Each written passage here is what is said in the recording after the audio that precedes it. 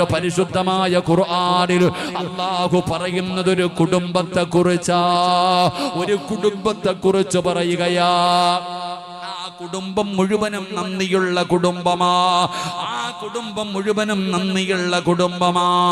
ഏത് കുടുംബമെന്നറിയോ? അല്ലാഹു സുബ്ഹാനഹു വ തആല പരിശുദ്ധമായ ഖുർആനിലൂടെ നന്ദിയുള്ള കുടുംബമെന്ന് അല്ലാഹു പറഞ്ഞ കുടുംബമേതാ? എന്റെ പ്രിയപ്പെട്ടവരെ, യഅമലു ആല ദാവൂദ ശുക്റാ. മഹാനായ ദാവൂദ് നബി അലൈഹിസ്സലാമിന്റെ കുടുംബമുണ്ടല്ലോ, അവര് നന്ദിയുള്ള കുടുംബമാണ്.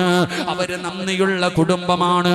അല്ലാഹുവിന്റെ വിശുദ്ധമായ ഖുർആൻ, അല്ലാഹുവിന്റെ വിശുദ്ധമായ ഖുർആൻ അവിടെന്ന് പറയുന്നവര് നന്ദിയുള്ള കുടുംബമാണെന്ന്.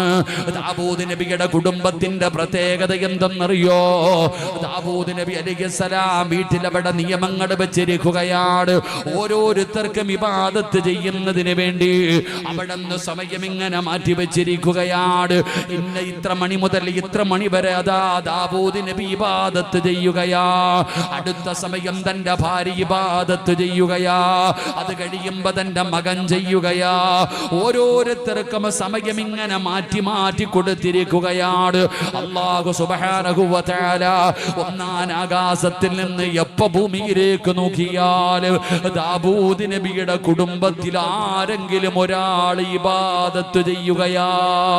അതാണോ ദാവൂദ് നബിയുടെ കുടുംബത്തിന്റെ പ്രത്യേകത. എന്താ? അല്ലാഹു സുബ്ഹാനഹു വ തആല ആകാശത്ത് നിന്ന് ഭൂമിയിലേക്ക് നോക്കിയാ ദാവൂദ് നബിയുടെ വീടിന്റെ അകത്ത് ആരെങ്കിലും ഒരാൾ ഇബാദത്ത് ചെയ്യുകയാ. പടച്ചവനെ, അതുകൊണ്ടാണ് അല്ലാഹു സുബ്ഹാനഹു വ തആല ദാവൂദ് നബിയുടെ കുടുംബത്തെ കുറിച്ച് പറയുന്നത് അവര് ശുക്ർ ചെയ്യുന്ന കുടുംബമാണ്. അവര് നന്ദിയുള്ള കുടുംബമാണ്. ഈ ലോകം മുഴുവനും അടക്കി ഭരിച്ചിരുന്ന മകനാണ് മഹാനായ സുലൈമാൻ നബി അലൈഹിസ്സലാം. അല്ലാഹുവേ, പ്രവാചകന്മാരിലെ കോടീശ്വരനായിരുന്നല്ലോ. പ്രവാചകന്മാരുടെ ഇടയിലെ ഏറ്റവും വലിയ സമ്പന്നനായ പ്രവാചകനാണ് സുലൈമാൻ നബി അലൈഹിസ്സലാം.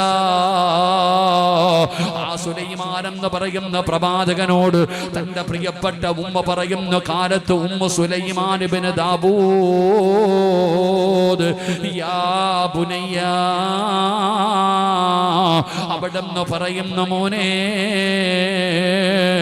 നാളെ പടച്ച റബ്ബിന്റെ പരലോകത്തിലെ ഫക്കീറാകല്ലേ, അല്ലാഹുവിന്റെ കോടതിയിലെ ഫക്കീറാകല്ലേ. ആരാ ഉമ്മ? നാളെ പടച്ച റബ്ബിന്റെ കോടതിയിലെ ഫക്കീറാരാ? സുലൈമാൻ നബി അലൈഹിസ്സലാം തന്റെ മാതാവിനോട് ചോദിക്കുമ്പോ അവിടെന്ന് പറയുന്നു, മോനെ, ആരാണ് നാളെ പടച്ച റബ്ബിന്റെ പരലോകത്തില് ഫക്കീർ എന്നറിയുമോ? ലാ തഖ്സിറുൻ നൗമ ബില്ലൈൽ, രാത്രിയിൽ അധികമായിട്ട് ഉറങ്ങുന്നവനാ. രാത്രിയിൽ അധികമായിട്ട് ഉറങ്ങുന്നവന് നാളെ പരലോകത്ത് ഫക്കീറായി കടന്നു വരുമെന്നവിടെന്ന് പറയുമ്പോ എന്റെ പ്രിയപ്പെട്ടവരോട് പറയുകയാ, നമ്മൾ നന്ദിയുള്ളവരാകണേ. നമ്മൾ അല്ലാഹുവിനോട് നന്ദി കാണിക്കുന്നവരാകണേ. അതുകൊണ്ട് അല്ലാഹുവിന്റെ ഒന്നാമത്തെ വാഗ്ദാനമാണ്, നീ നന്ദിയുള്ളവനാകൂ. അല്ലാഹു നിനക്ക് ആരോഗ്യം തന്നല്ലോ, നിനക്ക് സമ്പത്ത് തന്നല്ലോ, നിനക്ക് അധികാരം തന്നല്ലോ, നിനക്ക് വീട് തന്നല്ലോ, നിനക്ക് ഭാര്യ മക്കളെ തന്നല്ലോ, അല്ലാഹു നിനക്ക് കച്ചവടം തന്നല്ലോ, കാണാ കണ്ണിന് കാഴ്ച തന്നല്ലോ, കേൾക്കാ ചെവിക്ക് കേൾവി തന്നല്ലോ, നടക്കാ കാലിന് സ്വാധീനം തന്നല്ലോ. എന്തേ നന്ദി കാണിക്കാത്തത്? എന്തേ നന്ദി കാണിക്കാത്തത്? അല്ലാഹു നിനക്ക് സമ്പത്ത് തന്നിരിക്കുന്നത് നിന്റെ നിസ്കാര തഴമ്പ് കണ്ടിട്ടാണെന്നൊന്ന് തോന്നുന്നോ വാപ്പാ? ചെറുപ്പക്കാരാ, നിന്റെ ഈമാൻ കണ്ടിട്ട് അല്ലാഹു തന്നതാണെന്ന് തോന്നുന്നുണ്ടോ? ഇല്ല ചെറുപ്പക്കാരാ, അതൊരു പരീക്ഷണ വസ്തുവാ. അതൊരു പരീക്ഷണ വസ്തുവാ. അല്ലാഹു സമ്പത്ത് തന്നിരിക്കുന്നത് പരീക്ഷിക്കാനാണ്. എങ്ങനെയാണ് പരീക്ഷിക്കുന്നതെന്നറിയോ? പാവപ്പെട്ടവനെ നിന്റെ മുമ്പിലേക്ക് കൊണ്ടുവരികയാണ്. എന്നിട്ട് അല്ലാഹു നിന്നെ പരിശോധിക്കുകയാണ്. നീ കൊടുക്കുമോ ഇല്ലയോ എന്നറിയാൻ. ഇപ്പൊ അറിയാമടോ, ഈ സദസ്സിലൊരു പരീക്ഷണം നടക്കാൻ പോവുകയാ. 800 വർഷം പഴക്കമുള്ള ഒരു പള്ളിയുള്ള മഹല്ലാണല്ലോ. പടച്ചവനേതാ 10-20 കുറച്ച് സ്ഥലം വാങ്ങി വെച്ചിരിക്കുകയാണ്. കൊടുക്കാ പൈസയില്ലടോ. 24 ലക്ഷം രൂപയോളം പടച്ചവനെ വല്ലാത്ത പ്രയാസത്തിലാണ്. അതാ സംഘാടകർ ബക്കറ്റുമായി നിന്റെ മുമ്പിലേക്ക് കടന്നു വരികയാണ്. നിനക്കും മനസ്സുണ്ടോ? അല്ലാഹു തന്നതിൽ നിന്നൊരൽപ്പം എടുത്തു കൊടുക്കാൻ നിനക്ക് തോന്നുന്നുണ്ടോ സഹോദരാ? നിങ്ങളുടെ ഒരാളുടെയും 5 നയാ പൈസ അല്ലാഹുവിന് ആവശ്യമില്ല. നീയാണ് ആവശ്യക്കാരൻ, നീയാണ് ആവശ്യക്കാരൻ. അല്ലാഹുവേ, മാരകമായ രോഗങ്ങളെ തട്ടിമാറ്റുമെന്നോ, അപകട മരണങ്ങളെ തട്ടിമാറ്റുമെന്നോ, വിപത്തുകളെ തട്ടിമാറ്റുമെന്നോ. പടച്ചവനെ, പള്ളിക്കകത്ത് നിന്ന് വെളിയിലേക്ക് ഇറങ്ങുമ്പോ ഒരു സഹോദരൻ ഒരു ചെറിയ മകളുമായിട്ട് കടന്നു വരികയാ. ഒരു പൊന്നുമോളെ കൊണ്ടുവന്നിട്ട്, ഉസ്താദേ, സത്യം പറഞ്ഞാ എനിക്ക് സങ്കടം തോന്നിയടോ. ആ പൊന്നുമോളെ കണ്ടപ്പോ വല്ലാത്ത സങ്കടം തോന്നിയടോ. ആ പൊന്നുമോളുടെ കണ്ണിന് കാഴ്ചയില്ല സഹോദരാ. കാണുമ്പോ വല്ലാത്ത സങ്കടം തോന്നുന്നടോ. ഉസ്താദേ, 6 കൊല്ലമായി എന്റെ പൊന്നുമോൾക്ക് കണ്ണിന് കാഴ്ചയില്ല. അല്ലാഹുവേ, ശിഫ കൊടുക്കണേ അല്ലാ. പെൺകുട്ടിയാ പടച്ചവരെ, കരുണ കാണിക്കണേ അല്ലാ. വയലുകൾ കാമെന്നിരിക്കുന്നവരോട് ബക്കറ്റ് മുമ്പിൽ വരുമ്പോ ഒരു 10 രൂപ എടുത്തിടാൻ മടിക്കുന്ന ചെറുപ്പക്കാരാ, അല്ലാഹു നിനക്ക് ചെയ്ത നിഅമത്തിന്റെ വലുപ്പം നിനക്കറിയാനട്ടാ പോരെ. വയനാട് ജില്ലയിൽ വയലിന് പോകുമ്പോ അതാ 10-35 കിലോമീറ്റർ ഓട്ടോ ഓടിച്ചുകൊണ്ടൊരു ചെറുപ്പക്കാരൻ എന്നെ കാണാമെന്നു. ഉസ്താദേ, ദുആ ചെയ്യണേ, ഡയാലിസ് ചെയ്തുകൊണ്ടിരിക്കുകയാ. ഉസ്താദേ, ദുആ ചെയ്യണേ, ഡയാലിസ് ചെയ്തുകൊണ്ടിരിക്കുകയാണ്. കല്യാണം പോലും കഴിക്കാത്ത ഒരു ചെറുപ്പക്കാർ. അവിടെന്ന് ചോദിച്ചു, ഒന്ന് മാറ്റിവെക്കാൻ പരിശ്രമിച്ചുകൂടെ? കിഡ്നി മാറ്റിവെച്ചുകൂടെ? ആ ചെറുപ്പക്കാരൻ പറഞ്ഞു, ഉസ്താദേ, മാറ്റിവെച്ചതാണ്. 4 വർഷം കഴിഞ്ഞപ്പോ ഫെയിലായി പോയി ഉസ്താദ്. പെട്ടെന്ന് അവിടെന്ന് ചോദിച്ചു, എന്തേ നിങ്ങൾ സൂക്ഷിച്ചില്ലേ? ആ ചെറുപ്പക്കാരന്റെ മറുപടി എന്തെന്നറിയോ? ശരീരം മുഴുവനും സ്വർണ്ണാഭരണം ഇട്ടിട്ട് കൊടുക്കാൻ മനസ്സില്ലാത്ത ഉമ്മ. ആ ചെറുപ്പക്കാരനോട് ഞാൻ ചോദിച്ചു, എന്തേ മോനെ ശ്രദ്ധിച്ചില്ലേ? ആ ചെറുപ്പക്കാരന്റെ മറുപടി എന്തെന്നറിയുമോ? ഉസ്താദേ, എല്ലാ ദിവസവും ഗുളിക കഴിക്കണമായിരുന്നു, എല്ലാ ദിവസവും മെഡിസിൻ കഴിക്കണമായിരുന്നു. ഞാനാണെങ്കിൽ 2 ദിവസത്തിലൊരിക്കലേ കഴിക്കാറുള്ളൂ. 2-3 ദിവസമൊക്കെ കഴിയുമ്പോഴാണ് കഴിക്കുന്നത്. അങ്ങനെയാണ് ഫെയിലായി പോയത്. ഞാൻ ചോദിച്ചു, എന്തുകൊണ്ട് നിങ്ങൾ ഗുളിക കഴിച്ചില്ല? ആ ചെറുപ്പക്കാരന്റെ മുഖം വാടിയടോ, അവന്റെ കണ്ണ് നിറഞ്ഞടോ. ഉസ്താദേ, ഒരാഴ്ചയിൽ 5000 രൂപയുടെ മരുന്ന് വാങ്ങണം ഉസ്താദ്. എന്റെ കയ്യിലില്ലാഞ്ഞിട്ടാ എവിടെ നിന്നാ ഞാൻ മരുന്ന് വാങ്ങുന്നത്? ആ ചെറുപ്പക്കാരന്റെ സങ്കടം കണ്ടപ്പോ, നീ ശിഫ കൊടുക്കണേ അല്ലാ. ചിന്തിക്കു സഹോദരാ, അല്ലാഹു ചെയ്ത നിഅമത്തുകളെ കുറിച്ച് ചിന്തിക്ക്. നിന്റെ സന്തോഷം നഷ്ടപ്പെടുത്തി കളയാറ്, നിന്റെ കുടുംബത്തിന്റെ ചിരി മായിച്ച് കളയാറ് സെക്കൻഡ് മതി സഹോദരാ. ബക്കറ്റില്ലേ? എന്റെ പ്രിയപ്പെട്ട സഹോദരങ്ങളെ, ഒരു മുഹമ്മദ് സല്ലല്ലാഹു അലാ മുഹമ്മദ് സല്ലല്ലാഹു അലൈഹി വസല്ലം. അല്ലാഹുമ്മ സല്ലി അലാ മുഹമ്മദ് യാ റബ്ബി സല്ലി അലൈഹി വസല്ലം. ഈ ബക്കറ്റും കൊണ്ടുപോകുന്ന ചങ്ങാതി, മോനെ നീ ഇത്തിരി സമാധാനത്തിൽ പോയാൽ മതി കേട്ടോ, നിന്റെ പെങ്ങളെ കെട്ടിക്കാനൊന്നും അല്ലല്ലോ. നീ വലത് കൈ കൊണ്ട് പിടിയടാ ബക്കറ്റ്, വലത് കൈ കൊണ്ട് പിടിക്കുക. ഇനി ധൈര്യമായിട്ട് നിങ്ങൾ ഇപ്പുറത്ത് പോ. ഇൻഷാ അല്ലാഹ് ഒന്നും പേടിക്കണ്ട. നിനക്ക് ഇങ്ങോട്ട് നോക്ക്, നിനക്ക് സ്വർഗം കിട്ടും ഈ ബക്കറ്റ് പിരിവെടുത്ത. അൽഹംദുലില്ലാ. അല്ലാഹുവേ നീ സ്വീകരിക്കണേ അല്ലാഹ്. ഈ പറഞ്ഞ സ്വലാത്തിന്റെ ബറക്കത്ത് കൊണ്ട്, ഈ കൊടുക്കുന്ന സദക്കയുടെ ബറക്കത്ത് കൊണ്ട് ഏതെങ്കിലും മാരകമായ രോഗത്തിന്റെ അണുക്കൾ ഞങ്ങളുടെ ശരീരത്തിലുണ്ടോ, ഈ സദക്കയുടെ ബറക്കത്ത് കൊണ്ട് കരിച്ച് കളയണേ അല്ലാ. അറുത്തു മുറിക്കല്ലേ അല്ലാ, അറുത്തു മുറിക്കല്ലേ അല്ലാ. കണ്ണുനീര് കുടിപ്പിക്കല്ലേ അല്ലാ. അതുകൊണ്ട് അല്ലാഹു പറയുകയാ, അല്ലാഹു ചെയ്യുന്ന ഒന്നാമത്തെ വാഗ്ദാനം, മോനെ നീ എന്നോട് നന്ദി കാണിച്ച നിനക്ക് വേണ്ടതൊക്കെ ഞാൻ വാരിക്കോരി തരും. അല്ലാഹു നമുക്ക് ഈമാൻ തരുമാറാകട്ടെ. അല്ലാഹ് ഈമാൻ തരുമാറാകട്ടെ. ചിലർക്ക് അല്ലാഹു വാരിക്കോരി കൊടുക്കാറില്ലേ? അതെന്തുകൊണ്ട് കൊടുക്കുന്നതാ? നമ്മൾ നന്ദിയുള്ളവരാണെങ്കിൽ അല്ലാഹു നമുക്ക് വേണ്ടതൊക്കെ അല്ലാഹു വർദ്ധിപ്പിച്ചു തരും. അല്ലാഹു നന്ദിയുള്ളവരുടെ കൂട്ടത്തിൽ നമ്മളെ പെടുത്തുമാറാകട്ടെ. അല്ലാഹു നന്ദിയുള്ളവരുടെ കൂട്ടത്തിൽ നമ്മളെ പെടുത്തുമാറാകട്ടെ. 2 നിർത്താറായോ? നിർത്താറായോ? 11:15 നിർത്താറായോ? ഒരെണ്ണം കൂടെ പറയല്ലേ. രണ്ടാമത്തെ കാര്യമെന്താ? അല്ലാഹുവിന്റെ പരിശുദ്ധമായ ഖുർആനിൽ അല്ലാഹു സുബ്ഹാനഹു വ തആല പറയുന്ന രണ്ടാമത്തെ കാര്യമെന്തെന്നറിയോ? എന്റെ പെങ്ങളെ നല്ലതുപോലെ കേൾക്കണേ പൊന്നുമോളെ. ഈ കാണുന്ന മജ്‌ലിസിൽ ഒരുമിച്ച് കൂടി എന്റെ പ്രിയപ്പെട്ടവരുടെ മനസ്സിന്റെ ഉള്ളിലേക്ക് ഇറങ്ങേണ്ട രണ്ടാമത്തെ വാഗ്ദാനം എന്താ? അല്ലാഹു പറയുകയാ, എന്നോട് നീ ദുആ ചെയ്താ നിനക്ക് ഞാൻ ഉത്തരം നൽകുമെന്ന് അല്ലാഹുവിന്റെ വിശുദ്ധ ഖുർആൻ. അല്ലാഹു പറയുകയാണ്, നീ എന്നോട് ചോദിക്ക്, എന്നോട് ചോദിച്ചാ ഞാൻ നിനക്ക് ഉത്തരം തരാ. അല്ലാഹു പറയുന്നു, നീ എന്നോട് ദുആ ചെയ്യ്, എന്നോട് ദുആ ചെയ്താ ഞാൻ നിനക്ക് ഉത്തരം തരാ. വൈദാ സഅലക ഇബാദി അന്നി ഫഇന്നി ഖരീബ്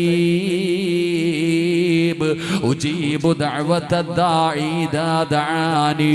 അല്ലാഹു പറയുകയാണ്, നീ എന്നോട് ദുആ ചെയ്ത്, നീ എന്നോട് ദുആ ചെയ്യ്, ഞാൻ നിനക്ക് ഉത്തരം തരാമെന്ന് അല്ലാഹുവിന്റെ വിശുദ്ധമായ ഖുർആൻ എവിടെന്ന് പറയുമ്പോ, എന്റെ പ്രിയപ്പെട്ടവര്, എനിക്ക് മുമ്പ് പ്രസംഗിച്ച ഉസ്താദ് ദുആയിനെ കുറിച്ച് പറഞ്ഞല്ലോ. ആ ദുആയിന്റെ മഹത്വം എവിടെന്ന് പറഞ്ഞല്ലോ. സഹോദരാ, ദുആ ചെയ്യുന്നതിൽ മടി കാണിക്കരുത്, ദുആ ചെയ്യുന്നതിൽ മടി കാണിക്കരുത്. അല്ലാഹുവേ, നബി ഹുറൈറ റളിയല്ലാഹു തആല അൻഹു ഖാല റസൂലുള്ളാഹി സ്വല്ലല്ലാഹു അലൈഹി വസല്ലം അജസ الناس من عجز عن الدعاء. അല്ലാഹുവിന്റെ റസൂൽ പറയുകയാ, ദുആ ചെയ്യുന്നതിൽ മടി കാണിക്കുന്നവരുണ്ടല്ലോ, ദുആ ചെയ്യുന്നതിൽ മടി കാണിക്കുന്നവരുണ്ടല്ലോ. എന്തിനാ സഹോദരാ മടി കാണിക്കുന്നത്? അല്ലാഹയല്ലേ പറഞ്ഞത്, അല്ലാഹയല്ലേ പറഞ്ഞത്, എന്നോട് ചോദിക്ക് ഞാൻ ഉത്തരം തരാ, എന്നോട് ചോദിക്ക് ഞാൻ ഉത്തരം തരാ. അല്ലാഹുവിന്റെ പരിശുദ്ധമായ ഖുർആൻ എവിടെന്ന് പറയുമ്പോ, എന്റെ പ്രിയപ്പെട്ടവരെ, അല്ലാഹുവേ ദുആ ചെയ്യാനുള്ള മനസ്സ് നൽകണേ അല്ലാ. അല്ലാഹുവിന്റെ രണ്ടാമത്തെ വാഗ്ദാനം, എന്നോട് ആര് ദുആ ചെയ്താലും ഞാൻ അവന് ഉത്തരം കൊടുക്കും. അല്ലാഹു ഈമാൻ നൽകുമാറാകട്ടെ, അല്ലാഹു ഈമാൻ നൽകുമാറാകട്ടെ. അല്ല ചെയ്ത രണ്ടാമത്തെ വാഗ്ദാനം എന്താ? അല്ലാഹുവിനോട് ആരെങ്കിലും ദുആ ചെയ്താൽ അല്ലാഹു അവന് ഉത്തരം കൊടുക്കും. അപ്പൊ നിങ്ങൾ എന്നോട് ചോദിക്കും, സിറാജെ, ഞാൻ എത്ര കാലം കൊണ്ട് റബ്ബിനോട് ദുആ ചെയ്യുന്നു എൻ്റെ രോഗമൊന്നു മാറാൻ, എൻ്റെ പ്രയാസമൊന്നു മാറാൻ, എൻ്റെ സങ്കടമൊന്നു മാറാൻ, എനിക്കൊരു വീട് തരാൻ, എന്നെ ഒന്ന് രക്ഷപ്പെടുത്താൻ ഞാൻ അള്ളാഹിനോട് ചോദിക്കാൻ തുടങ്ങിയിട്ട് കുറേ കാലമായി, എന്നിട്ട് എന്തേ അല്ല എനിക്ക് തരാത്തത്? അള്ളാഹു ഈമാൻ തരുമാറാകട്ടെ, അള്ളാഹ് ഈമാൻ തരുമാറാകട്ടെ. അല്ല പറഞ്ഞ രണ്ടാമത്തെ വാഗ്ദാനം എന്താ? എന്നോട് ചോദിച്ചാൽ ഞാൻ നിങ്ങൾക്ക് ഉത്തരം തരും. എന്നോട് ചോദിച്ചാൽ ഞാൻ നിങ്ങൾക്ക് വേണ്ടതൊക്കെ തരും. അള്ളാഹു ഈമാൻ തരുമാറാകട്ടെ. അള്ളാഹ് ഈമാൻ തരുമാറാകട്ടെ. അപ്പൊ നിനക്ക് കിട്ടാത്തതിന്റെ കാരണം എന്താ? ഇവിടെ എന്താ ഇപ്പൊ ബദർ യുദ്ധം നടക്കണം? നിനക്ക് ഉത്തരം കിട്ടാത്തതിന്റെ കാരണം എന്താ? നിങ്ങൾക്ക് ഉത്തരം കിട്ടാത്തതിന്റെ കാരണം എന്താ? നിങ്ങൾ എന്നോടൊരു കാര്യം ചോദിച്ചു, ആ ചോദിച്ചത് ഞാൻ കേട്ടാലല്ലേ നിങ്ങൾക്ക് തരാൻ പറ്റൂ? ആണോ അല്ലേ? നിങ്ങൾ എന്താ ഇപ്പൊ ഇങ്ങനെ ഇരിക്കണം? പറ. ഞാൻ നിങ്ങളോടൊരു കാര്യം ചോദിച്ചു, ആ ചോദിച്ചത് നിങ്ങൾ കേട്ടാലല്ലേ നിങ്ങൾക്ക് തരാൻ പറ്റൂ? ആണോ അല്ലേ? ആണോ അല്ലേ? അല്ലാതെ തരാൻ പറ്റുമോ? അപ്പൊ നീ ചോദിക്കുന്നത് അള്ളാഹു കേട്ടാലല്ലേ അള്ളാഹ്ക്ക് നിനക്ക് തരാൻ പറ്റൂ. അപ്പൊ നീ മനസ്സിലാക്കേണ്ടത് എന്താ? നീ ഇത്രയും കാലം ചോദിച്ചിട്ട് അള്ളാഹു നിനക്ക് തരുന്നില്ലെങ്കിൽ നീ മനസ്സിലാക്കണം, നീ ചോദിക്കുന്നത് അവിടെ ചെത്തുന്നില്ല എന്ന്, നീ ചോദിക്കുന്നത് അവിടെ ചെല്ലുന്നില്ല എന്ന് നീ മനസ്സിലാക്ക്. അള്ളാഹു ഈമാൻ തരുമാറാകട്ടെ. അള്ളാഹ് ഈമാൻ തരുമാറാകട്ടെ. നിങ്ങളൊക്കെ ദുആ ചെയ്യുന്നവരല്ലേ? ദുആ ചെയ്യുന്നവരല്ലേ? ആണോ അല്ലേ? ആണോ അല്ലേ? നിങ്ങളുടെ ദുആയെക്കുറിച്ച് ഞാൻ പറഞ്ഞു തരട്ടെ. നമ്മുടെ ദുആയെക്കുറിച്ച് പറഞ്ഞു തരട്ടെ. ഇവിടെ നമ്മുടെ പള്ളിയിലെ ഉസ്താദ് നിസ്കാരം കഴിഞ്ഞ് ദുആ ചെയ്യും.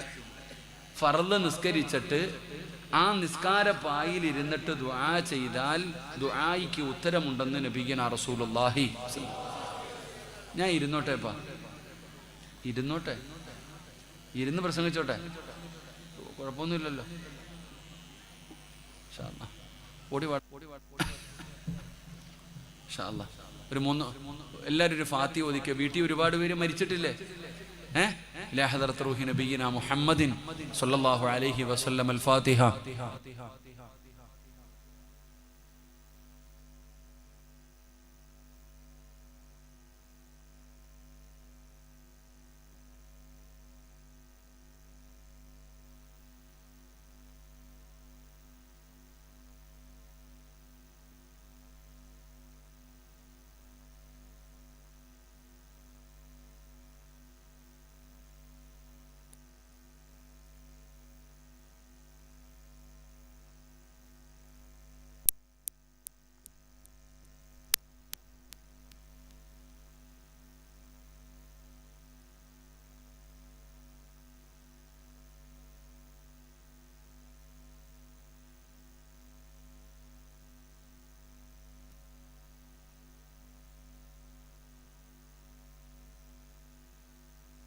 അല്ല മഞ്ഞുണ്ടില്ലേ? മഞ്ഞുണ്ടാ? നിങ്ങൾ ഇതെന്തോ മഞ്ഞ ഉസ്താദല്ലേ? ശരി, അൽഹംദുലില്ലാഹ്. അല്ലാഹു നമുക്ക് ഈമാൻ നൽകുമാറാകട്ടെ. നിസ്കാരം കഴിഞ്ഞ് ദുആ ചെയ്താൽ അല്ലാഹ് സ്വീകരിക്കുമോ? സ്വീകരിക്കുമോ? ഇല്ലേ? എന്നാ ദുആ ചെയ്യുന്ന സമയത്ത് എങ്ങനെ കൈപിടിക്കണ്ടേ? ഒന്ന് കാണിച്ചതാടോ. എന്നെ പഠിപ്പിച്ച ദുആ ചെയ്യുമ്പോ എങ്ങനെ കൈപിടിക്കണ്ടേ? ഒന്ന് കാണിക്കറോ? നിങ്ങൾ എങ്ങനെയാ കൈ പിടിക്കുന്നേ? പള്ളിയിലെ ഉസ്താദ് നിസ്കാരം കഴിഞ്ഞിട്ട് നിസ്കാരപ്പായിലിരുന്ന് ദുആ ചെയ്യുമ്പോ വേണമെങ്കിൽ തന്നാ മതി അല്ലാഹ്, ഇങ്ങനെ ഇട്ടേക്ക. എങ്ങനെ ആമീൻ പറയുന്നവന്റെ കൈ ഇരിക്കുന്നത് ഇങ്ങനെ, വേണമെങ്കിൽ തന്നാ മതി അല്ലാഹ്. ഇങ്ങനെ തളർത്തിയിട്ടിരിക്ക. മോഹൻലാൽ ഫാൻസിക്കാരനാന്ന് തോന്നുന്നു. ഓൻ ഇങ്ങനെ ഇട്ടിരിക്ക, വേണമെങ്കിൽ തന്നാ മതി അല്ലാഹ്. ഇരിക്കുന്നത് എങ്ങനെ? സദ്യ ഉണ്ണാനിരിക്കാതെ ഇങ്ങനെ നമ്മണം കൂട്ടി ഇല ഇട്ടിട്ട് അങ്ങോട്ട് വിളമ്പിയ അങ്ങോട്ട് അടിക്കാൻ പറ്റുന്ന അവസ്ഥയിൽ അള്ളാഹു കാത്തിരക്ഷിക്കുമാറാകട്ടെ. അല്ലാഹ് ഈമാൻ തരുമാറാകട്ടെ. പിന്നെ എങ്ങനെ ഉത്തരം കിട്ടുന്നേ? എടാ, അദബും മര്യാദയോടുകൂടി കിബിലയുടെ നേരെ ഇരുന്നിട്ട് യാചിക്കുന്നവനെ പോലെ ഇങ്ങനെ നീട്ടി നിൽക്കണമെന്ന് അള്ളാഹുടെ മുമ്പിൽ, എങ്കിലേ ഉത്തരം കിട്ടും. അപ്പൊ പള്ളിയിലെ ഉസ്താദ് നിസ്കാരം കഴിഞ്ഞിട്ട് ദുആ ചെയ്യുമ്പോ ഇരിക്കുന്നവന്റെ അവസ്ഥ ഇതാ. ആമീനിന്റെ ശബ്ദം വല്ലതും കേൾക്കാറുണ്ടോ പള്ളിക്കകത്ത്? ഉണ്ടോ? പാപ്പമാരുടെ ഒക്കെ വായിക്കാത്ത നാവുണ്ടോ എന്നിങ്ങനെ ഇനി പരിശോധിക്കേണ്ട അവസ്ഥയാ. അള്ളാഹു കാത്തിരക്ഷിക്കുമാറാകട്ടെ. ഉണ്ടോന്നൊക്കെ അറിയണമെങ്കിൽ വല്ല ജനറൽ ബോഡിയിലും പൊതുയോഗത്തിലൊക്കെ പോകണം, അപ്പോഴറിയാം നാവുണ്ടോന്ന്. വല്ല പൊതുയോഗമൊക്കെ വരുമ്പോ വാപ്പ ഇങ്ങനെ സിംഹത്തെ പോലെ ചാടും. എന്നാ ശബ്ദം എന്നറിയോ? ഇവിടെ നമ്മുടെ അവസ്ഥയാ ഞാനീ പറയുന്നത്. ഇതാ നമ്മുടെ ദുആ. ആമീൻ പറയും. ഉസ്താദിന് തന്നെ തോന്നും ഇതാർക്കല്ല ഞാൻ ചെയ്യണേ. മരിച്ച വീട്ടിൽ ഇരിക്കണ പോലെ ഇരിക്കുക ദുആ ചെയ്യുമ്പോൾ. ആമീനും ഇല്ല, ഒന്നുമില്ല. ഉസ്താദിന് തന്നെ തോന്നും എന്തിനാ അല്ലാ, ഇതിലും ഭേദം ഞാൻ സ്വന്തം അങ്ങ് പറഞ്ഞാൽ പോരെ, അല്ലാ എന്നെ രക്ഷപ്പെടുത്തണേ അല്ലാ എന്ന് പറഞ്ഞാൽ ഉസ്താദ് രക്ഷപ്പെടൂല്ലേ? നമ്മൾ ദുആ ചെയ്യുമ്പോൾ ആമീൻ പറയാൻ പോലും ശബ്ദമില്ലാത്തവരാ. അള്ളാഹു കാത്തിരക്ഷിക്കുമാറാകട്ടെ. ഞാൻ എപ്പോഴും ഒരു കഥ പറയും, എൻ്റെ ഒരു അനുഭവം പറയും. ഞാൻ പഠിച്ചിറങ്ങിക്കഴിഞ്ഞപ്പോൾ എന്നെ ഒരു വീട്ടിൽ ദുആ ചെയ്യാൻ കൊണ്ടുപോയി. ഞാനും എൻ്റെ കൂടെയുള്ള ഉസ്താദും കൂടെ ദുആ ചെയ്യാൻ വേണ്ടി പോയി. ഒരു യാസീൻ ഓതാൻ പറഞ്ഞ് രണ്ടുപേരെയും കൊണ്ടുവന്ന് റൂമിൽ കയറ്റി ഇരുത്തിയിട്ട് ഇവരെല്ലാവരും അങ്ങ് പോയി. അങ്ങനെ യാസീനൊക്കെ ഓതിക്കഴിഞ്ഞപ്പോൾ ദുആ ചെയ്യാൻ സമയമായപ്പോൾ എൻ്റെ കൂടെ വന്ന ഉസ്താദ് തല വെളിയിലിട്ടിട്ട് വിളിക്കുന്നു, കാക്കാ ദുആ ചെയ്യാൻ പോവാ വരാൻ. ആ ഉസ്താദ് ചെയ്തോളാൻ. അങ്ങനെ ഉസ്താദ് ചെയ്തോളാൻ. ഈ ഉസ്താദാണെങ്കിൽ അവരില്ലാതെ ദുആ ചെയ്യാൻ വിടുന്നുമില്ല. ഇയാൾ വീണ്ടും വീണ്ടും വിളിക്കുന്നു, വരാം ഉസ്താദ് ചെയ്തോ, ഉസ്താദ് ചെയ്തോ. ഇവരവിടെ ഇങ്ങനെ ചെമ്പിന്റെ സൈഡിൽ നിൽക്കുക, ഉസ്താദ് ചെയ്തോളെ. ഇയാൾ എന്നെയും നോക്കും, ഞാൻ അയാളെയും നോക്കും. ഞങ്ങൾ രണ്ടുപേരും യാസീൻ ഓതിയിട്ട് മുഖാമുഖം നോക്കിയിരിക്കുക. അവസാനം ഞാൻ ദുആ ചെയ്തു, അല്ലാ ഈ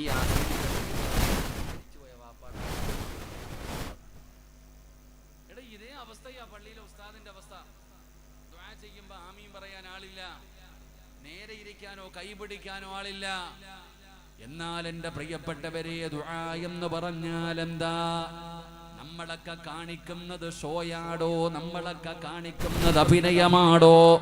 യഥാർത്ഥത്തിൽ ദുആ എന്ന് പറഞ്ഞാൽ എന്തെന്നറിയോ? ജീവിതത്തിൽ അതുപോലെ എങ്ങാണം ആരെങ്കിലും അല്ലാഹുവിനോട് ദുആ ചെയ്താൽ ആ കൈ മടക്കുന്നതിന് മുമ്പ് റബ്ബ് തരുമടോ? ആ കൈ മടക്കുന്നതിന് മുമ്പ് നീ ചോദിച്ചത് അല്ലാഹു തരുമടോ?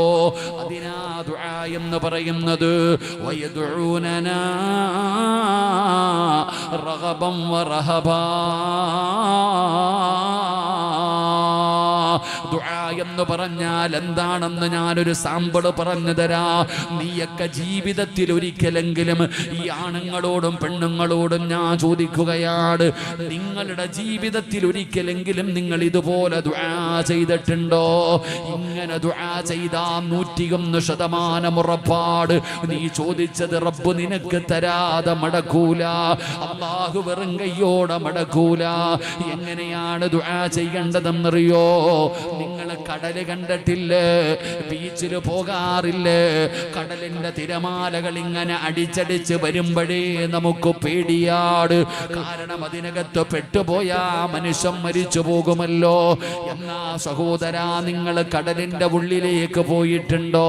നടുകടലിലേക്ക് പോയിട്ടുണ്ടോ? എടോ, നടുകടലിൽ ഒരു മനുഷ്യൻ വീണാ 99% അവൻ രക്ഷപ്പെടാൻ സാധ്യതയില്ല. പടച്ചവനെ, കാരണം കടലിന്റെ ഉള്ളിലോട്ട് പോകും തോറും ആഴം കൂടുകയാണ്. വല്ലാത്ത ആഴമാണ്. പടച്ചവനെ, എത്ര കഴിവുള്ളവനാണെങ്കിലും രക്ഷപ്പെടാൻ സാധ്യത വളരെ കുറവാണ്. എന്റെ പ്രിയപ്പെട്ട സഹോദരാ, കടലിന്റെ അടിയിൽ വല്ലാത്ത ഇരുളാ. ടൈറ്റാനിക് എന്ന് പറയുന്ന കപ്പല് കാണാൻ കോടികൾ ചെലവഴിച്ചു പോയവരുടെ അവസ്ഥ ഞാനും നിങ്ങളും പത്രങ്ങളിലൂടെ വായിച്ചവരാ. എന്തിനാ കേരളക്കാരനായ ഒരു ചെറുപ്പക്കാരന് പടച്ചവനെ ഇവിടെ വെള്ളത്തിന്റെ അകത്ത് ലോറിയുമായിട്ടതാ മണ്ണിടിഞ്ഞ് വെള്ളത്തിനകത്ത് വീണിട്ട് ആ മനുഷ്യന്റെ വാർത്ത വായിച്ചവരാ നമ്മള്. ഞാൻ ചോദിക്കട്ടെ, കടലിന്റെ ഏറ്റവും ആഴമുള്ള സ്ഥലത്ത് ജീവിക്കുന്ന മീനാണ് തിമിംഗലം. അത് കടലിലെ ഏറ്റവും വലിയ മീനാ. ആ തിമിംഗലം എന്ന് പറയുന്ന മീനെങ്ങാണം ഒരു മനുഷ്യനെ വിഴുങ്ങിയാ രക്ഷപ്പെടുമോ ചെറുപ്പക്കാരാ? ബുദ്ധി കൊണ്ട് ചിന്തിക്ക്. രക്ഷപ്പെടുമോ പെങ്ങളെ? കടലിലെ ഏറ്റവും വലിയ മീനിന്റെ വയറിനകത്ത് കടലിനകത്തൊരു മനുഷ്യൻ കിടക്കുകയാ. പറ, രക്ഷപ്പെടാൻ സാധ്യതയുണ്ടോ? എന്നാൽ അല്ലാഹുവിന്റെ പ്രവാചകനായ മഹാനായ യൂനുസ് നബി അലൈഹിസ്സലാം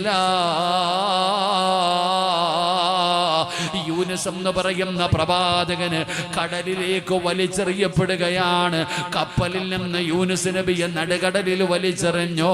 അതാ തിമിംഗലം എന്ന് പറയുന്ന മീൻ വന്നിട്ട് യൂനുസ് എന്ന് പറയുന്ന പ്രവാചകനെ വിഴുങ്ങുകയാണ്. ആ മീനിന്റെ വയറിനകത്ത് യൂനുസ് നബി കിടക്കുകയാണ്. എവിടെയാ? കടലിനടിയിൽ കിടക്കുന്ന മീനിന്റെ വയറിനകത്താ. പറ രക്ഷപ്പെടുമോ ചെറുപ്പക്കാരാ? പറ പെങ്ങളെ രക്ഷപ്പെടുമോ പൊന്നുമോള്? 1% സാധ്യതയുണ്ടോ ചെറുപ്പക്കാരാ? ഇല്ലടാ മോനെ. എല്ലാ വഴികളും അടഞ്ഞില്ലേ? എല്ലാ വഴികളും അടഞ്ഞില്ലേ? എന്നാൽ ആ മീനിന്റെ വയറിനകത്ത് കിടന്നിട്ട് യൂനുസ് എന്ന് പറയുന്ന പ്രവാചകന് ഒരു ദുആ ചെയ്തടാ ചെറുപ്പക്കാരാ. ഒരു ദുആ ചെയ്തു പെങ്ങളെ. വനാദാ ഫിൽളുലുമാത്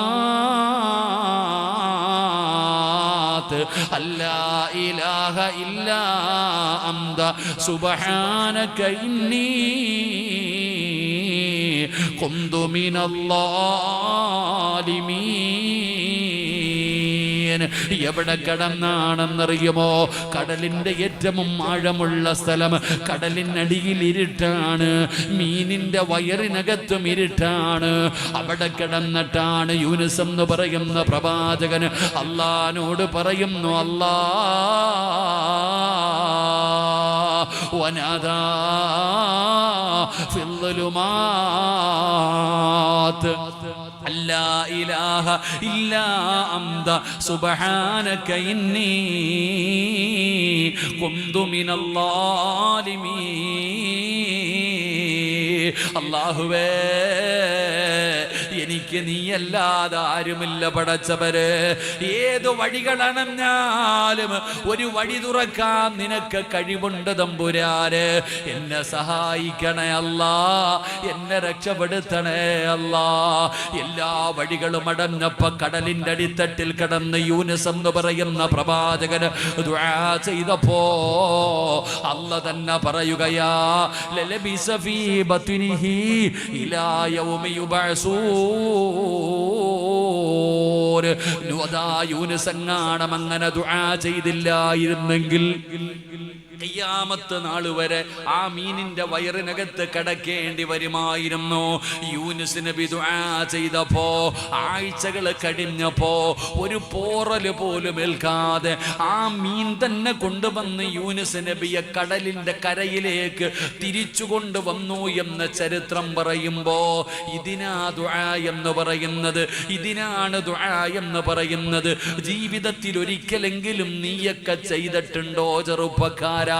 അതാ 30-40 വയസ്സുള്ള ഉപ്പയോട് ചോദിക്കട്ടെ, ഇതുപോലെ ഒരിക്കലെങ്കിലും നീ അല്ലാഹനെ വിളിച്ചിട്ടുണ്ടോ? ഇതിനാ വിളിയെന്ന് പറയുന്നത്. ഇതിനാണ് ദുആ എന്ന് പറയുന്നത്. പ്രതീക്ഷയാണ് വേണ്ടത്, പ്രതീക്ഷയാണ് വേണ്ടത്. നിന്റെ റബ്ബ് തരുമെന്നുള്ള വിശ്വാസമാണ് വേണ്ടത്. ഈ സമുദായത്തിന് പിടിപെട്ടിരിക്കുന്ന ഏറ്റവും വലിയ ക്യാൻസർ എന്തെന്നറിയുമോ? നിരാശയാ, നിരാശയാ. അത് വൻപാപമാടോ? നിരാശ വൻപാപമാണ്. എന്തേ നിന്റെ രോഗം മാറ്റാൻ അല്ലാഹുവിന് കഴിവില്ലേ? ഈ സമുദായത്തിന് പിടിപെട്ടിരിക്കുന്ന ഏറ്റവും വലിയ നാശം എന്താ? നിരാശ. എന്തേ ഞാൻ ചോദിക്കട്ടെ, നിന്റെ രോഗം മാറ്റാൻ അല്ലാഹ്ക്ക് പറ്റൂലേ? നിനക്കൊരു വീട് തരാൻ അല്ലാഹ്ന് പറ്റൂലേ? നിനക്കൊരു ജോലി തരാൻ അല്ലാഹ്ന് പറ്റൂലേ? നിനക്ക് മക്കളെ തരാൻ അല്ലാഹ്ന് പറ്റില്ലേ? നീ എന്താ ഇങ്ങനെ നിരാശപ്പെടുന്നേ? എടാ, അല്ലാഹ്ന് സെക്കൻഡ് മതിയടാ ചങ്ങാതി. അല്ലാഹ്ക്ക് നിന്റെ എന്ത് കാര്യവും ചെയ്തു തരാൻ അല്ലാഹ്ന് ഒരു സെക്കൻഡ് മതി. നിനക്കെന്താ ഇത്ര നിരാശ? എത്ര കൊല്ലമായി ഉസ്താദേ ഞാനിങ്ങനെ പള്ളിയും പട്ടുമായിട്ട് നടന്നിട്ടും നേരെയാകുന്നില്ലല്ലോ, സമാധാനമില്ലല്ലോ ഉസ്താദേ. സ്വന്തമായിട്ടൊരു വീടില്ല, എൻ്റെ രോഗം മാറുന്നില്ല, എൻ്റെ പ്രയാസം മാറുന്നില്ല, മക്കളില്ല. എങ്ങനെ മക്കളുണ്ടാകാനാ? ഭാര്യ പറയുന്നു ഭർത്താവിൻ്റെ കുഴപ്പം, ഭർത്താവ് പറയുന്നു ഭാര്യയുടെ കുഴപ്പം. എനിക്ക് കുഴപ്പമൊന്നുമില്ല, ഓൾക്കാ കുഴപ്പം. ഓൾക്ക് പറയുന്നു എനിക്കൊന്നും കുഴപ്പമില്ല, ഓനാ കുഴപ്പം. നമ്മൾ പറയുന്ന കാരണം 35, 40, 45 വയസ്സായി, ഇനി പ്രസവിക്കൂല. 45 വയസ്സുള്ള പെണ്ണ് പ്രസവിക്കൂലേ? 50 വയസ്സുള്ള പെണ്ണ് എന്താ പ്രസവിക്കൂലേ? നമ്മൾ പറയുന്ന കൗണ്ടിങ് ഇല്ല, ഗർഭപാത്രം വികസിക്കുന്നില്ല, ജീവനില്ല, അതില്ല, ഇതില്ല, അങ്ങോട്ടും ഇങ്ങോട്ടും. എൻ്റെ പ്രിയപ്പെട്ട സഹോദരങ്ങളെ, സഹോദരിമാരെ, മഹാനായ ആദരവായ പ്രവാചകൻ നബി മുഹമ്മദ് മുസ്തഫ, ആദരവായ പ്രവാചകൻ നബി മുഹമ്മദ് മുസ്തഫ സല്ലല്ലാഹു അലൈഹി വസല്ലമ തങ്ങൾക്കും ആയിഷ ബീവിക്കും മക്കളുണ്ടായിരുന്നോ? ഉണ്ടായിരുന്നോ? ആയിഷ ബീബി പ്രസവിച്ചിട്ടുണ്ടോ? ആയിഷ ബീവിക്ക് മക്കളുണ്ടോ? ഇല്ല. എന്തായിരുന്നു കുഴപ്പം? ഗർഭപാത്രം ഇല്ലാത്ത. അള്ളാഹു നമുക്ക് ഈമാൻ നൽകുമാറാകട്ടെ. അള്ളാഹു നമുക്ക് ഈമാൻ നൽകുമാറാകട്ടെ. എന്നാൽ ഈ മക്കളില്ലാത്ത സാധു, നീ കണ്ട മരുന്ന് മുഴുവനും കഴിച്ചു, പച്ചമരുന്ന്, ഇംഗ്ലീഷ് മരുന്ന്, ഇതിന് കഴിക്കാനൊന്നുമില്ല, എല്ലാം കഴിച്ചു മടുത്തു, എന്നിട്ട് വേറെ പല മരുന്നും കഴിച്ചു, പോട്ടെ, എല്ലാം പോകട്ടെ. ഞാൻ ചോദിക്കട്ടെ, നീ ഒരിക്കലെങ്കിലും അള്ളാഹിനോട് ദുആ ചെയ്തിട്ടുണ്ടോ? അള്ളാഹ് എനിക്ക് മക്കളെത്താന്ന് ദുആ ചെയ്തിട്ടുണ്ടോ? ജീവിതത്തിൽ ഒരിക്കലെങ്കിലും അള്ളാഹുവിൻ്റെ അടുക്കൽ ചോദിക്കേണ്ടതുപോലെ ചോദിച്ചിരുന്നെങ്കിൽ അള്ളാഹു മക്കളെ തരുമായിരുന്നു. അള്ളാഹു ഈമാൻ തരുമാറാകട്ടെ. അള്ളാഹ് ഈമാൻ തരുമാറാകട്ടെ. ദഹിക്കുന്നുണ്ടോ? ഞാൻ പറയണത് തിരിയുന്നുണ്ടോ? ഞാൻ പറയണത് തിരിയുന്നുണ്ടോ? എന്റെ പ്രിയപ്പെട്ടവരെ, ദുആ എന്ന് പറഞ്ഞാൽ എന്താ? സങ്കടത്തോടെ നടക്കുന്ന മുസ്ലിമേ, ഞാൻ പറയുന്നത് ഖുർആനാ. അല്ലാഹുവിന്റെ പരിശുദ്ധമായ ഖുർആൻ പറയുകയാ, ഫലസ്തീനിൽ സ്ഥിതി ചെയ്യുന്ന ബൈത്തുൽ മുഖദ്ദസ് എന്ന് പറയുന്ന പള്ളിയുണ്ടല്ലോ, ആ പള്ളിയുടെ മിഹ്റാബിനകത്ത് മറിയം എന്ന് പറയുന്ന ഒരു ചെറിയ പെൺകുട്ടി വളരുകയാണ്. ഒരു ചെറിയ പെൺകുട്ടി ആ പള്ളിക്കകത്ത് വളരുകയാണ്. ഈസാ നബിയുടെ ഉമ്മയാണ്. എങ്ങനെയാണ് പള്ളിയുടെ മിഹ്റാബിനകത്ത് മറിയം എന്ന് പറയുന്ന പെൺകുട്ടി വളർന്നിരുന്നത്? ഉമ്മ ഗർഭിണിയായിരുന്നപ്പോ അവിടെന്ന് ചിന്തിച്ചു, പടച്ചവനെ, ആൺകുട്ടിയായിരിക്കാം, അല്ലാ എന്റെ മോനെ ഞാൻ പള്ളിക്ക് കൊടുക്കാം പടച്ചവനെ. അവിടെന്ന് നേർച്ച ചെയ്യുകയാണ്. പക്ഷേ പ്രസവിച്ചപ്പോ പെൺകുട്ടിയായി പോയി. പറഞ്ഞ വാക്കു പാലിക്കണമല്ലോ. അങ്ങനെയാണ് മറിയമിനെ പള്ളിയിൽ കൊടുത്തത്. വളർത്തുന്നത് സക്കരിയാ നബിയാണ്. വളർത്തുന്നത് സക്കരിയാ നബിയാണ്. സക്കരിയാ നബി അലൈഹിസ്സലാം ഒരു ദിവസം പള്ളിയുടെ മിഹ്റാബിലേക്ക് കയറി ചെല്ലുമ്പോ മറിയം എന്ന് പറയുന്ന ചെറിയ പെൺകുട്ടി പഴം കഴിച്ചുകൊണ്ടിരിക്കുകയാണ്. പഴം കഴിച്ചുകൊണ്ടിരിക്കുകയാണ്. സക്കരിയാ നബി വാങ്ങിച്ചു കൊടുത്ത പഴമല്ല. ആ പഴത്തിന് 2 പ്രത്യേകതയാ. ഒന്ന്, സക്കരിയാ നബി വാങ്ങിച്ചു കൊടുത്തതല്ല. 2, ഫലസ്തീൻ എന്ന് പറയുന്ന രാജ്യത്ത് പോലും കിട്ടാത്ത പഴമാ. അസമയത്താണ് പഴം കഴിക്കുന്നത്. അസമയത്താണ് പഴം കഴിക്കുന്നത്. ഫലസ്തീൻ എന്ന് പറയുന്ന രാജ്യത്ത് പോലും കിട്ടാത്ത പഴമാട് പള്ളിയുടെ മിഹ്റാബിനകത്തിരുന്ന് മറിയം എന്ന് പറയുന്ന ചെറിയ പെൺകുട്ടി കഴിച്ചുകൊണ്ടിരിക്കുന്നത്. സക്കരിയാ നബി ചോദിക്കുന്നു, മറിയമേ, എവിടെ നിന്നാ മോളെ? ഈ പഴം നിനക്കെവിടെ നിന്നാ മോളെ? മറിയമിന്റെ മറുപടി എന്തെന്നറിയുമോ? ഖാലത്തു ഹുവ മിൻ ഇൻദില്ലാഹ്, എനിക്കെന്റെ റബ്ബ് തന്നതാ, എനിക്കെന്റെ റബ്ബ് തന്നതാ. പടച്ചവനെ, സക്കരിയാ നബി അലൈഹിസ്സലാമിന്റെ ചരിത്രം അറിയുമോ? പെങ്ങളെ, കല്യാണം കഴിഞ്ഞ് കൊല്ലങ്ങളായി. സക്കരിയാ നബിക്ക് മക്കളില്ലായിരുന്നു. പ്രായം ചെന്ന പ്രവാചകനാണ്. 100 വയസ്സ് കഴിഞ്ഞ പ്രവാചകനാണ്. ആ സക്കരിയാ നബിക്ക് മക്കളില്ലായിരുന്നു. ആ പ്രായം ചെന്ന സക്കരിയാ നബി അലൈഹിസ്സലാം അല്ലാഹുവിന്റെ മുമ്പിലേക്ക് 2 കൈകളങ്ങ് ഉയർത്തുകയാണ്. എന്നിട്ട് റബ്ബിനോട് പറഞ്ഞു, അല്ലാ, എനിക്ക് പ്രായമായി റബ്ബേ, എനിക്ക് മക്കളില്ല റബ്ബേ. ഖാല റബ്ബി ഇന്നി വഹനൽ അൽമു മിന്നി വസ്അല الرأس ശൈബാ വലൻ അഖും ബിദുആഇക റബ്ബി സഖിയാ.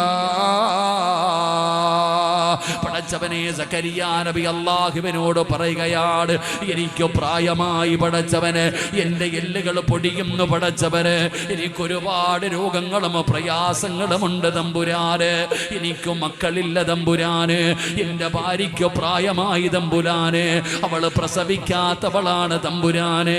വകാനത് ഇംറഅതി ആഖിറാ,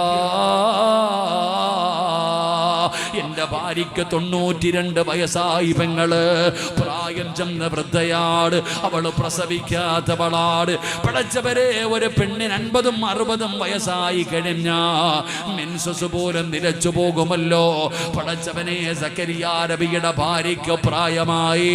പടച്ചവനെ, എൻ്റെ ഭാര്യ പ്രായം ചെന്നവളാണ്, ഞാനും പ്രായം ചെന്നവനാണ്, എനിക്കും മക്കളില്ല അല്ലാ.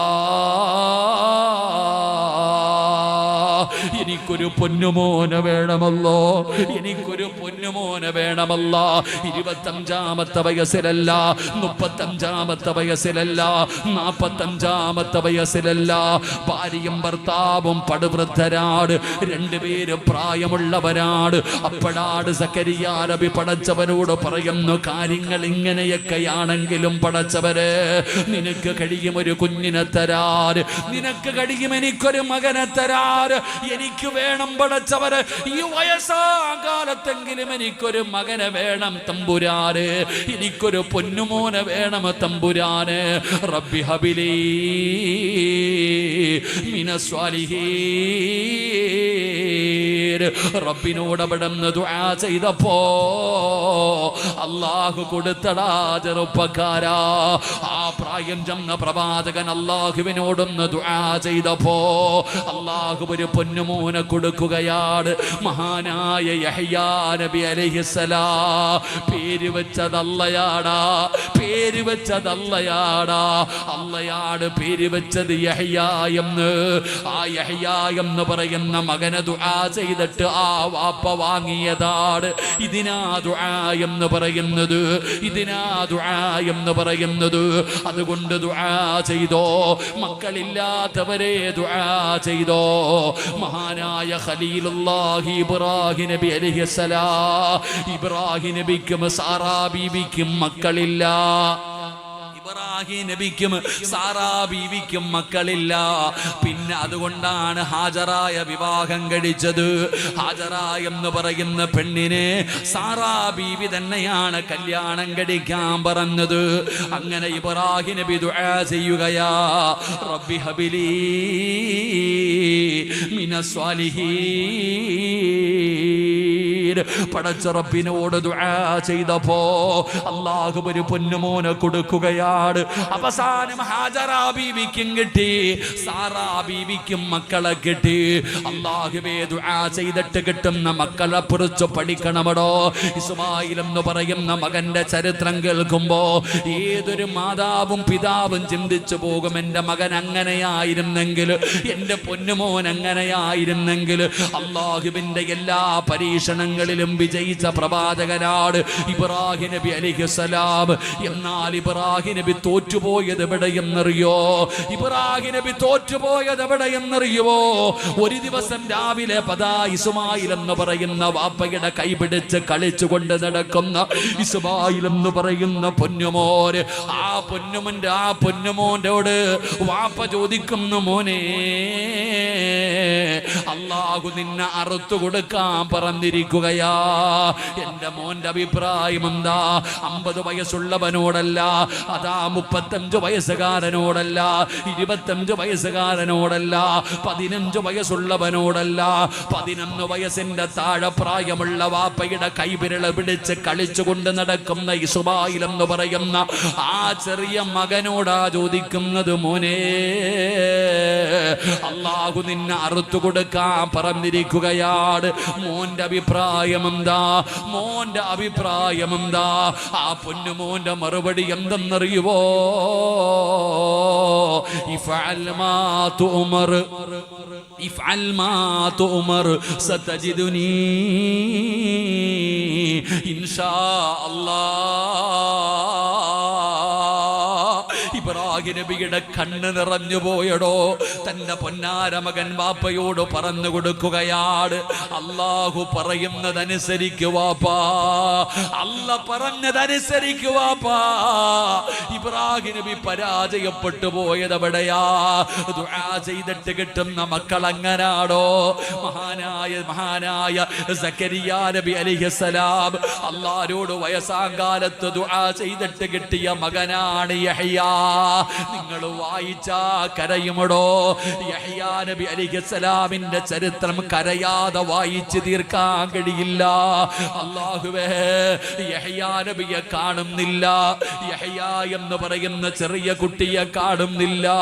എത്ര തിരഞ്ഞിട്ടും തന്റെ പൊന്നാര മകനെ കാണുന്നില്ല. പടച്ചവനെ, സക്കരിയാ നബി ബൈത്തുൽ മുഖദ്ദസിന്റെ മുമ്പിൽ ചെന്നിട്ട് റബ്ബിനോട് ദുആ ചെയ്യുന്നു, അല്ലാഹ് വയസ്സാങ്കാലത്ത് കിട്ടിയതാ പടച്ചവരെ, കാത്തിരുന്നിട്ട് വയസ്സാങ്കാലത്ത് നീ എനിക്ക് തന്നതാണ് യഹ്യാ എന്ന് പറയുന്ന പൊന്നുമോര്. അവനെ കാണുന്നില്ല റബ്ബേ, അവനെ കാണുന്നില്ല റബ്ബേ, എനിക്കവനെ വേണം പടച്ചവരെ. യഹ്യാ നബി ബൈത്തുൽ മുഖദ്ദസിൽ ചെന്ന് ദുആ ചെയ്തിട്ട് തിരിച്ച് വീട്ടിലേക്ക് വരുമ്പോ ഖബർസാനിൽ ഒരു കരച്ചിൽ കേൾക്കുന്നു വാപ്പാ. ഖബർസാനിൽ ഒരു കുഞ്ഞിന്റെ കരച്ചിൽ കേൾക്കുകയാ. കരച്ചിൽ കേൾക്കുന്ന ഭാഗത്തേക്ക് ചെല്ലുമ്പോ പള്ളിക്കാട്ടിലെ ഖബറിനകത്തിരിക്കുകയാ ആ ചെറിയ മകനുണ്ടല്ലോ. ഖബറിന്റെ ചാരത്തിരുന്ന് കരയുകയാ. ഇടിഞ്ഞു കിടക്കുന്ന ഒരു പഴയ ഖബറിന്റെ ചാരത്തിരുന്നിട്ട് യഹ്യാ എന്ന് പറയുന്ന പൊന്നുമോനിരുന്ന് തേങ്ങുകയാണ്.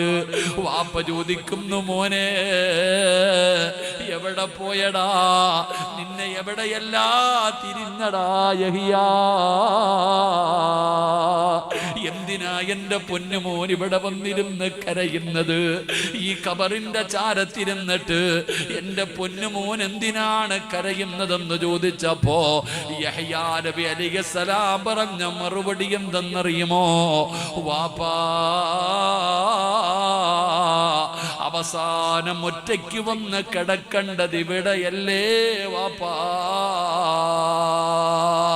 അവസാനം വന്ന് കിടക്കേണ്ടത് ഖബറിനകത്തല്ലേ, അവിടെ ആരും വരില്ലല്ലോ. ഖബറെന്നു കേട്ടാൽ തൽക്ഷണം ഞെട്ടേണ്ടതാ,